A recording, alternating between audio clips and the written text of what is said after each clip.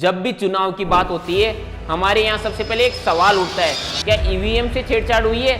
लेकिन ये बात कोई नहीं बताता कि असली खेल कई बार वोटिंग वाले दिन नहीं होता है, उससे पहले ही हो चुका होता है। मशीन नहीं, माहौल कब्जे में लिया जाता है। उंगली पर स्याही लगने से पहले दिमाग पर असर डाला जाता है, और इस असर का सबसे ताकतवर हथियार क्या होता है?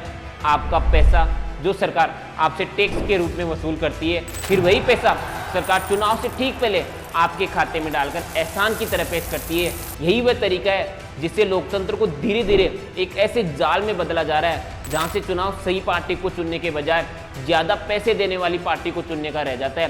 असम में चुनाव की घोषणा से ठीक पहले वहां अरुणोदय स्कीम 3.0 के तहत बड़ी रकम खातों में भेजी गई। लाखों महिलाओं को एक साथ 9-9 हजार रुपए दिए गए। तर्क दिया गया कि त्योहार खुशी से मनाया जाए, परिवार को राहत मिले, मदद पहुंचे। ऊपर से ये बात सुनने में बहुत अच्छी लगती है, किसी गरीब घर में पैसा पहुंचे, इससे बेहतर भला क्या हो सकता है? लेकिन सवाल मदद का नहीं, समय का है। जब चुनाव सिर पर हो, माहौल बन रहा हो, उसी वक्त करोड़ों अरबों रुपए सीधे खातों में पहुंचने लगे तो ये सिर्फ योजना नहीं रह जाती है, ये राजनीतिक संदेश बन जाता है। संदेश साफ होता है, देखो पैसा किसने दिया है, अब सोचकर वोट देना।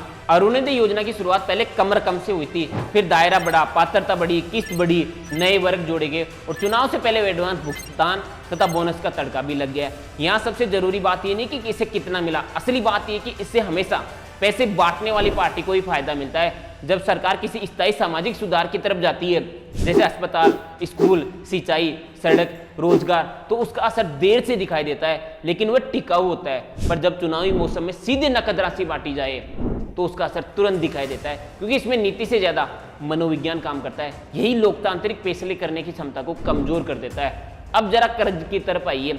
जब कोई राज्य लगातार ऐसी योजनाओं पर भारी खर्च करता है तो उसकी आर्थिक हालत पर भी दबाव पड़ना तय है। असम पर कर्ज तेजी से बढ़ रहा है। सवाल ये कि अगर राज्य के संसाधन सीमित है और फिर भी चुनावी राहत के नाम पर भारी रकम बांटी जा रही है, तो बाकी जरूरी खर्चा कहाँ से आएगा? या तो कर्ज लिया जाएगा, या दूसरी जरूरतों में कटौती होगी, या फिर आने वाले वर्षों में टैक्स का और बोझ बढ़ेगा। आसान भाषा में समझिए, आज जो नोट खुशी में बांटे जा रहे हैं उनकी कीमत कल जनता से ही ली जाएगी किसी और रूप में, कहीं खराब अस्पताल के रूप में, कहीं अधूरे स्कूल के रूप में, कहीं बेरोजगारी के रूप में, कहीं महंगे जीवन के रूप में। मुफ्त जैसा दिखने वाला पैसा अक्सर सबसे महंगा साबित होता है। असम अकेला नहीं है, पश्चिम बंगाल का मामला देखिए, वहाँ लक्ष्मी भंडार जैसी योजनाएं बड़े पैमाने पर चल रही है। करोड़ों महिलाओं तक नकद सहायता पहुंचती है, बजट में इसके लिए बड़ी रकम दी जाती है, और इसी दौरान राज्य पर कर्ज का बोझ भी लगातार बढ़ता दिखाई देता है। तमिलनाडु में भी चुनाव से पहले महिलाओं के खातों में एडवांस किस्त और अतिरिक्त बोनस भेजे गए हैं। यहाँ दिलचस्प बात यह है कि दक्षिण भारत की राजनीति में फ्रीबी की संस्कृति की जड़ें बहुत पुरानी है।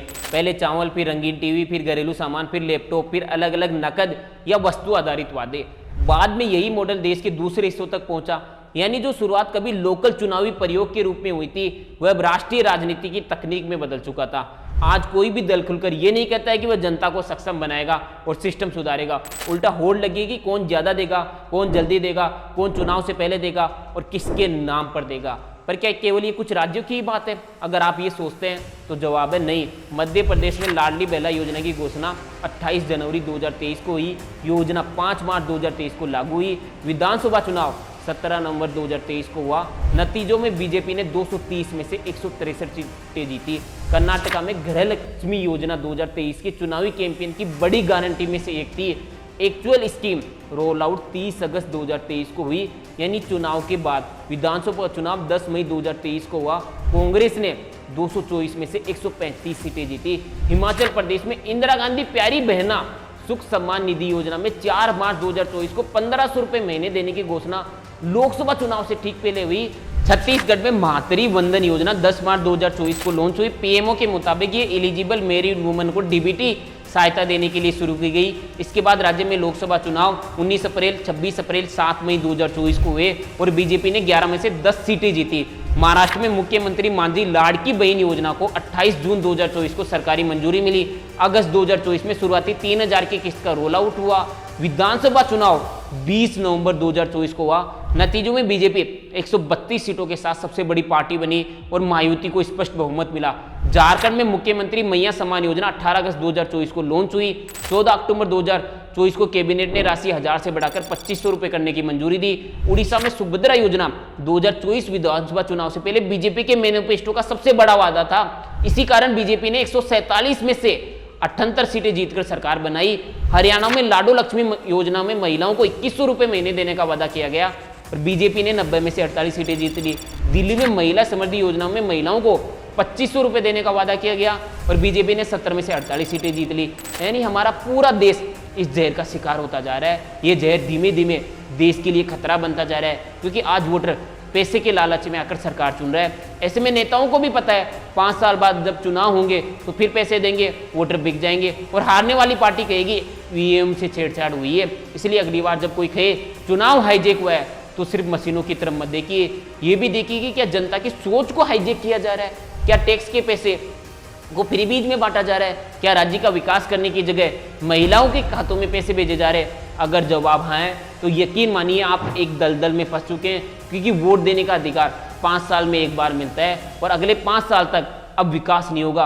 अगर ये वीडियो आपको पसंद आई, अच्छी लगी तो अपने दोस्तों के साथ शेयर करें ताकि बाकी लोग भी जागरूक हो, और वीडियो को लाइक कर दीजिए, चैनल को सब्सक्राइब कर दीजिए, क्योंकि मिलते हैं अगले वीडियो में। तब तक के लिए जय हिंद, जय भारत।